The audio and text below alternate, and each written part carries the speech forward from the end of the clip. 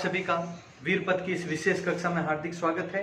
इस क्लास में हम महिला एवं बाल अपराधों से संबंधित कुछ फैक्ट्स पढ़ रहे हैं राजस्थान पुलिस के लिए, जो अति महत्वपूर्ण है। कल के वीडियो में हमने आईपीसी और सीआरपीसी के बारे में पढ़ लिया पूरा। अब आज के इस वीडियो में हम शुरू करने वाले महिला और बाल अपराधों से संबंधित कुछ एक पॉइंट्स, जिसमें देखो अलग अलग पढ़ेंगे। महिला एवं बाल अपराध यानी बालकों से संबंधित कुछ अपराध। सबसे पहले तो हम महिलाओं से संबंधित पढ़ेंगे एक एक पॉइंट, और ये कंप्लीट होने के बाद में आगे पढ़ेंगे हम बालकों के संबंध में। तो शुरुआत महिलाओं से ही करते हैं। तो बालकों के बारे में बात है। अब देखो, महिला अपराध कब होता है? अपराध कब होता है? यानी अपराध का ही एक भाग होता है हिंसा। जहां हिंसा है वहां पर अपने आप अपराध हो जाता है। हिंसा का ही एक रूप है अपराध। अब हिंसा के प्रकार, महिलाओं पर जो जो हिंसाएं होती है उन हिंसाओं के प्रकार पढ़ने जरूरी है। क्यों जरूरी है वो देखना आपको, क्योंकि सीधे कुछ एक मैं पॉइंट्स बता दूंगा कि ये हो गया दहेज प्रताड़ना निवारक अधिनियम, या फिर ये हो गया घरेलू हिंसा निवारण अधिनियम, ये हो गया, तो आपको समझ में नहीं आएगा। लेकिन अभी जिस तरीके से मैं आपको बता रहा हूँ, पॉइंट टू पॉइंट समझना बहुत इजी होगा, शानदार तरीके से। देखिए आप, हिंसाओं के प्रकार यानी महिलाओं पर जो हिंसा होती है उनके कौन कौन से प्रकार हैं। तो सबसे पहला होता है शारीरिक हिंसा।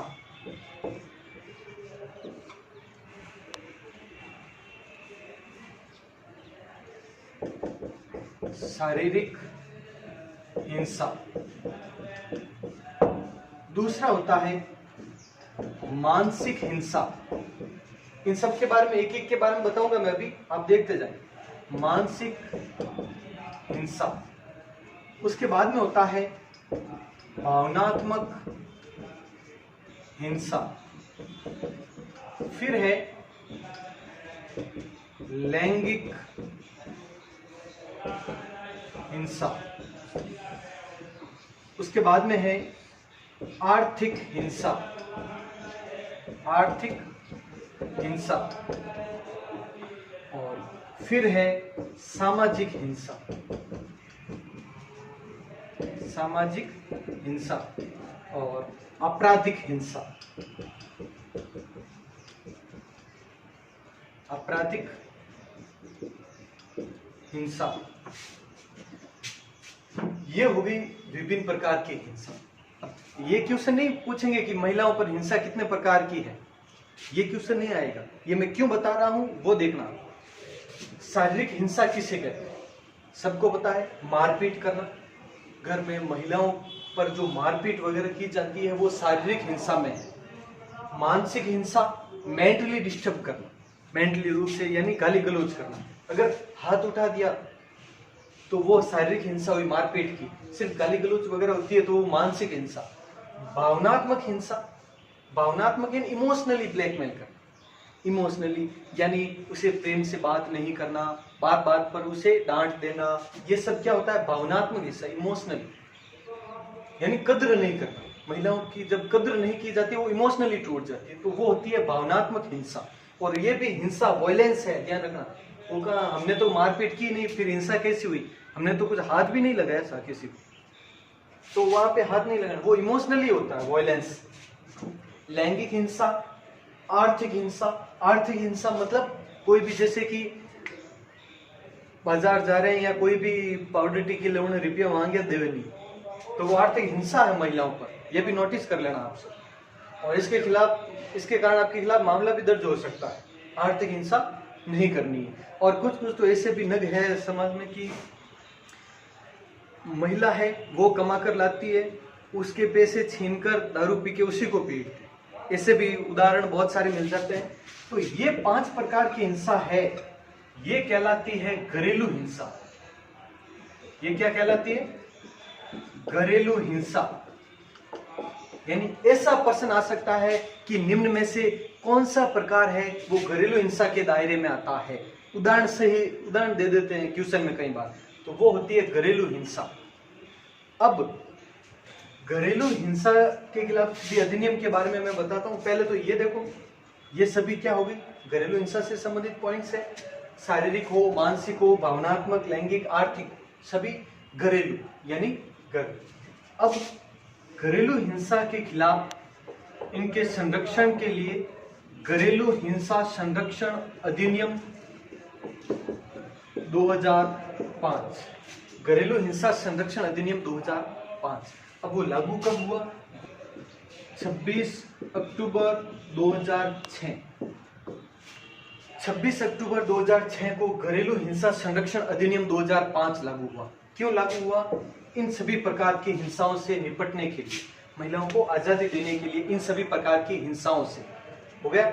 अब इसमें है क्या और कुछ एक पॉइंट्स वो देखो। वैसे मैं इसके डिटेल करवाऊंगा, कितने अध्याय है, कितनी धाराएं हैं, सब कंप्लीट करवाऊंगा इस अधिनियम के बारे में आपको डिटेल एक एक। लेकिन पहले इतना सा देख लें आप, घरेलू हिंसा संरक्षण अधिनियम में घरेलू हिंसा के खिलाफ अगर रिपोर्ट दर्ज करवाने जाते हैं तो क्या लिखी जाती है? जैसे आपने सुना होगा नाम FIR का, सुना है FIR का नाम? FIR का मतलब क्या होता है, फुल फॉर्म क्या होती है? First information report. First information report, ये FIR होती है। लेकिन घरेलू हिंसा में FIR नहीं लिखी जाती। क्या लिखी जाती है? DIR। DIR ये लिखी जाती है, मतलब डोमेस्टिक इंसिडेंट रिपोर्ट, ये होता है इसका, डोमेस्टिक इंसिडेंट रिपोर्ट। ठीक है, डोमेस्टिक यानी घरेलू, सुना होगा आपने, डोमेस्टिक का अर्थ होता है घरेलू। तो DIR लिखी जाती है, ये भी ध्यान रखना आप। किसको दी जाती है ये? PO के पास में लिखी जाती है। PO मतलब प्रोटेक्शन ऑफिसर यानी संरक्षण अधिकारी, प्रोटेक्शन ऑफिसर यानी संरक्षण अधिकारी, ये हो गया। इसमें घरेलू घटना प्रतिवेदन, जैसे हिंदी में इसे कहते हैं घरेलू घटना प्रतिवेदन, और ये हो गया संरक्षण अधिकारी, इसके पास में लिखी जाती है। ये हो गया। ये थोड़ा प्राथमिक जानकारी थी जो जरूरी है, बाकी इसके बारे में और डिटेल में करवाऊंगा। ये हिंसा पता चल गई आपको। अब आगे की हिंसा, सामाजिक, आपराधिक वगैरह, इन सब में क्या है? सामाजिक हिंसा में ये है, एक तो जैसे कि अपना आ गया दहेज से संबंधित, दहेज प्रथा है उससे संबंधित है, या फिर इसमें ही आ गया आपके सती प्रथा, दहेज प्रथा, और इसमें भी एक है डाकण प्रथा, जो राजस्थान में पहले प्राचीन समय में बहुत ज्यादा थी, अब कम है। सती प्रथा तो पहले थी, अब तो न के बराबर है ही नहीं, न के बराबर क्या नहीं है। दहेज प्रथा जो पहले से थी और आज भी अनवरत रूप से चल रही है, ये दहेज प्रथा, सती प्रथा, डाकण प्रथा, इससे क्या सामाजिक प्रथाएं, सामाजिक हिंसा है ये महिलाओं पर। और ये आपराधिक हिंसा भी है। आपराधिक में ये महिलाओं के साथ में आपने देखा होगा व्यभिचार करना वगैरह, ये सब आ जाता है। ये सब मैं डिटेल करूंगा। पहले दहेज से संबंधित ये तीनों पॉइंट थोड़े से देख लेते हैं। दहेज प्रथा है, निवारण अधिनियम इससे संबंधित है, वह 1961 कहलाता है। इसकी भी डिटेल में इसकी तरह ही करवाऊंगा। दहेज प्रथा निवारण अधिनियम, ये पूरा नाम वगैरह मैं उस टाइम बताऊंगा। 1961, और ये 1 जुलाई 1961 को लागू हुआ था यह अधिनियम। अब बात करते हैं सती प्रथा। तो सती प्रथा निवारण अधिनियम 1987 और 3 जनवरी 1981 को लागू। तो ये सती प्रथा निवारण अधिनियम 1987, नाम कहते हैं 1987, ध्यान रखना, अगर आता है तो 87, लेकिन लागू कब हुआ? 3 जनवरी 1981 को। अब डाकण प्रथा, और ये डाकण प्रथा, ये प्रताड़ना, यहाँ पर प्रताड़ना निवारण अधिनियम, ये कब? तो ये है 2015 को। 2015 को कब? 24 अप्रैल 2015 को लागू हुआ। इन सब के बारे में डिटेल करेंगे हम, लेकिन पहले ये इतना सा पॉइंट है। यानी महिलाओं पर होने वाली ये हिंसा प्रत्येक प्रकार की, अगर जोर से हम डांटते हैं वो तो ठीक है, महिलाओं का ये एहसान है हमारे ऊपर कि रिपोर्ट नहीं बाकी हो जाती, थोड़ा सा अगर जोर से डांट दिया तो भी रिपोर्ट तो होती है, लेकिन फिर भी बलिहारी है इनकी, ऐसा न करें अगर है तो भी प्रत्येक प्रकार की। और वैसे मैं आपको बताता हूँ इस हिंसा के कारण क्या है, इसमें क्वेश्चन आने लायक है, एक आध चांस बनता है। देखिए आप ये लिखे पहले, देखो ये तो हो गई विभिन्न प्रकार की हिंसाएं, हिंसा के कारण, हिंसा के कारण जैसा कि मैंने बताया था, ये एक ऐसा चैप्टर हम पढ़ रहे हैं जिसमें समझने लायक काफी कुछ है। और इस टाइप के प्रश्न आ सकते हैं कि निम्न में से महिलाओं के प्रति होने वाली हिंसाओं के प्रमुख कारणों में से कौन सा है या कौन सा नहीं है, ऐसा भी है तो कॉमन सेंस है, ज्यादा नहीं है, लेकिन वही चीज है वो रिपीट होनी जरूरी है। अब जैसे कि सबसे पहले अशिक्षा, एक तो ये अशिक्षा, क्योंकि जो शिक्षित है वो ज्यादातर ऐसा नहीं करते, मैं नहीं कहता सब, शिक्षित होने के बाद भी काफी है वो ये हिंसा करते हैं, लेकिन अशिक्षा है। जैसे कि और अगर महिला भी अगर शिक्षित है तो वह अपने खिलाफ होने वाली हिंसा पहले हिंसा में ही आवाज उठा देती है। तो अगर शिक्षित है तो इस प्रकार की हिंसा नहीं होगी, और जो अशिक्षित है वो नहीं जानती ज्यादातर जो भी है तो वो सहन करती रहती है। अशिक्षा, रूढ़िवादिता, रूढ़िवादिता होती है, प्राचीन विचारों को मानने वाले लोग हैं तो वो महिलाओं को है वो समान दर्जा नहीं दे पाते, और उसी के कारण क्या होता है, उसके कारण होता है भेदभाव, महिला और पुरुष में होता है भेदभाव, और उस भेदभाव के कारण पुरुष समझने लगता है अपने को ज्यादा वरिष्ठ, और महिला है उसको सिर्फ घर का काम करना बस यही इतना ही समझते हैं। और उस भेदभाव के कारण क्या होता है,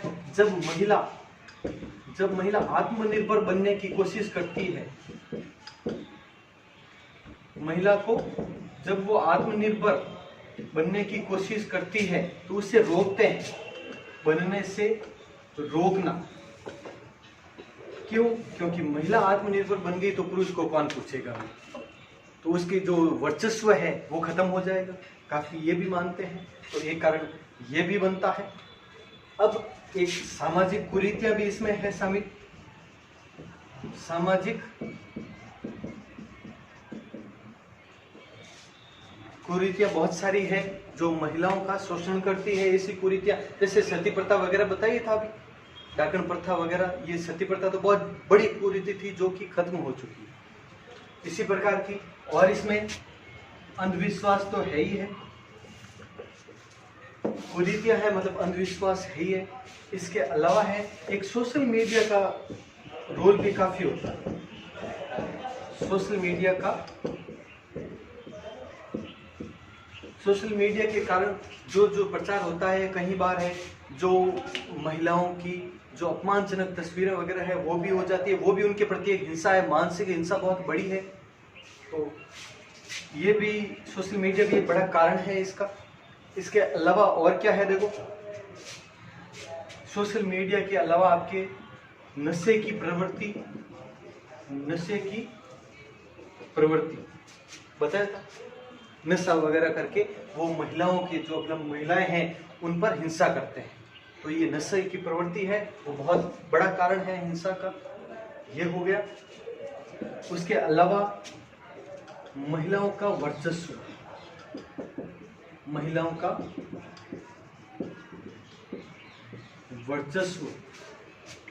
यानी कुछ है ऐसे भी है जो महिलाओं का वर्चस्व बढ़ाना चाहते हैं, और कुछ है जो खुद से ऊपर नहीं उठना देना चाहते, ये भी एक कारण है।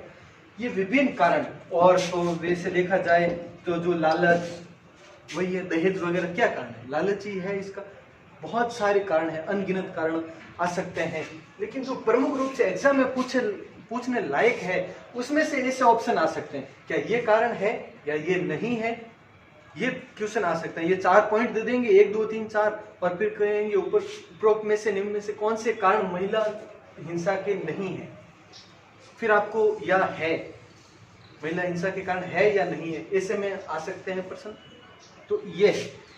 अब इसके बाद देखो, ये सब तो हो गए, ये ज्यादा लिखने लायक चीजें नहीं है, ये चीजें सीधे समझने लायक है। ये तो हो गया। अब ये जो विभिन्न प्रकार की महिलाओं के प्रति होने वाली हिंसाएं हैं, इनसे निजात पाने के लिए महिलाओं को कुछ एक अधिकार दिए गए। अब वो अधिकार उनको प्रत्येक स्तर पर दिए गए, लघु स्तर से लगाकर बृहद स्तर तक विभिन्न अधिकार दिए गए हैं, और उन्हीं अधिकारों को अधिनियम के साथ में पढ़ने वाले हैं हम अगले वीडियो। सभी अधिकार जितने भी महिलाओं को दिए गए हैं वो हम पढ़ेंगे, और एक एक पॉइंट, और कौन सा अधिकार किस अधिनियम में दिया गया है, किस अधिनियम के माध्यम से उन्हें ये मिला है, वो भी हम पढ़ेंगे। और उसके बाद में उन सभी अधिनियमों को एक एक करके सब कंप्लीट करेंगे, विभिन्न अध्याय, धाराएं वगैरह सब लास्ट तक। तो ठीक है, कंटिन्यू बने रहें, तैयारी करें अपनी युद्ध स्तर पर। मिलते हैं अगली वीडियो में। जय हिंद, जय भारत।